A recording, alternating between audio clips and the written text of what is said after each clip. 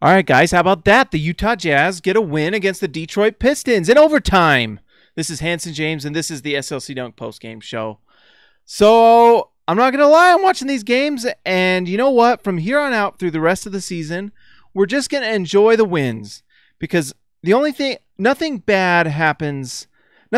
ever bad happened because a team got a win, honestly. You know, it hurts maybe a few lottery balls at the end of the day, but are the Jazz really going to jump that high into the lottery by the end of the year? I could see the Jazz jumping 2 more spots in the lottery, but a win against the Detroit Pistons isn't doing anything, and I actually feel like it's good for this team. Any chance this team can get a win is going to be great because what it does is it teaches them how to win, teaches them what it takes to win a game. It raises spirits. It makes you feel like what you're working towards is actually worth working for, and it's good. Honestly, it's a tough situation for the Utah Jazz right now, and we'll talk a little bit more about the Jazz. First things first, we always talk about the other team just a little bit. I know some of you Jazz fans get a little salty with me, but just deal with it. It's okay. But Andre Drummond is an absolute monster. He's an absolute beast, and one of the reasons that he's become so good this season, one thing that kind of helped Rudy get to that next level, and Andre Drummond's finally doing it as well, is he's hitting free throws. He's hitting free throws at a decent rate, and what that does is it keeps him on the floor and makes him more of an offensive weapon. Honestly, it's like the difference between making like 14 points a game and 18 points a game. If you can make your free throws, you become a beast. But he was just a monster this game. Honestly, Drummond about carried them to a victory over the Jazz, who were playing relatively well. Ingles was hitting threes. Donovan didn't have the greatest game, but there's a reason why, and it's because Avery Bradley was guarding him the whole game. I mean, that's the thing. Utah Jazz fans just better get used to seeing Donovan Mitchell take the best defender of the opposing team. It's just a reality. But the Pistons have a lot of nice pieces. They have Avery Bradley now. They have Andre Drummond. I like Luke Kennard. I think he's a fun prospect that'll be a nice shooter for them. And if he can get better and better, who knows? He has a chance to be really good. But at worst, he's going to be a really nice shooter. You know? One pick later, Donovan Mitchell went, and I'm sure Detroit Pistons fans is a little painful. But thank you, Detroit, and I hope Luke Kennard is good for you. And I do not say this with any sort of not facetious at all. I'm serious. I like Kennard. All right, the Jazz get a victory. Donovan Mitchell plays the whole game with Avery Bradley on him, and you could kind of tell he got that one steal in half court, went back for the layup, and I mean, just that's the reality. Like an entire team's game plan is going to be to stop Donovan Mitchell. It's just a reality when you're a star in this league, because that's what Donovan Mitchell is. He's a star, an absolute star, and should be an all-star soon. You know, maybe next year. I don't know, but it's nice to see. And Donovan just needs time to work with Rudy Gobert. I think Rudy's got some issues with his knees or something. That's kind of. I was thinking about it the other day, like. One of the reasons he's struggling a little bit with getting the ball bounced past his lows, I think part of it is just he's had knee injuries that keep him from being able to get that low and then get back up quickly. Like he might just have some knee stability stuff that will come with time, but he's had 2 pretty tough knee injuries this year that have kept him from really having his conditioning up. That's another problem when you have these injuries is your conditioning takes a hit. And so it's hard to be explosive and athletic and all these things when you're recovering from a knee injury or a shoulder thing like Dante's dealing with. So that's just tough. But as Rudy gets back to his conditioning, gets his legs back underneath him, we'll see him do much better. Oh, look at that. It creates a shadow. That's weird. But anyways, so we'll see Rudy and Donovan just meld more and more, and it's going to be fun to watch.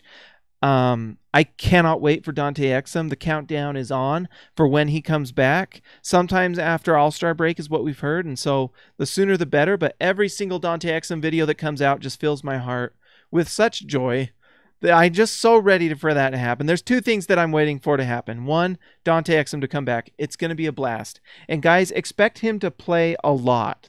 Expect him to play a lot because the Jazz need to. The Jazz need to know what kind of offer they want to give him. You got to know what you have in Dante.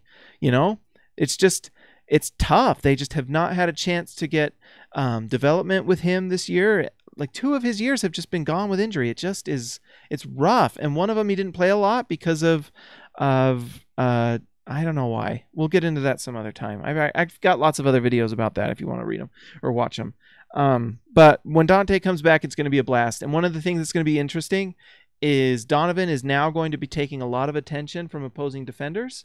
It's going to create alleyways and mismatches for Dante, who can take advantage because he's lightning fast. I was watching this game today, and there were so many times where I saw just an alley to the hoop. And Rubio and Ingles, if they have it, they can't quite take advantage. Ingles at times can because he's just big and crafty and uses his body well.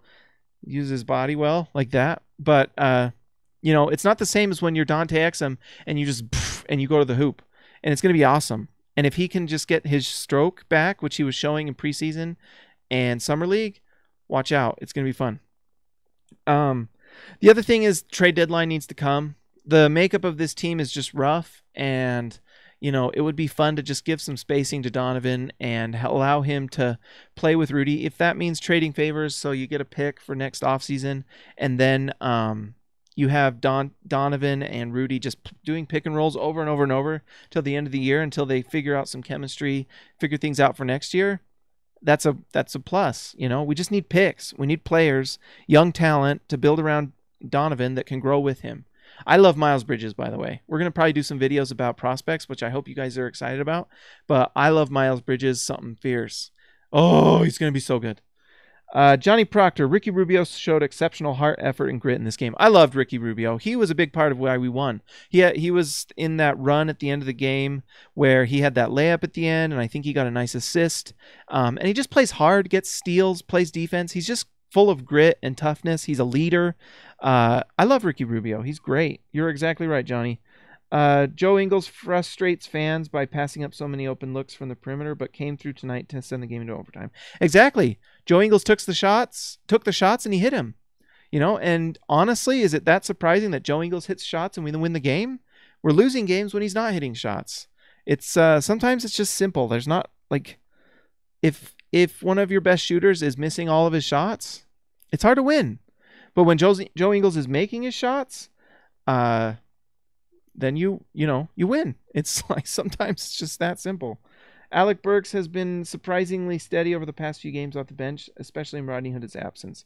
Guys, you want to know something interesting from the 6-game win streak from the Jazz? Go look at the point totals of Alec Burks and go look at his percentages. He was a major part of that win streak. We had Donovan exploding. He had like his 41-point game and all those things. But Alec Burks exploded at that time, and it was a big part of it. Like, he'd have a 20-point game, and Donovan would score 41. And then all of a sudden, Alec Burks has had a kind of a roller coaster year again where he went down, but tonight he was good. And I think, a few of the last few games, I've seen him make some nice plays and hit some shots and stuff. And so anything you get out of Alec is great because Alec's a great guy and he plays.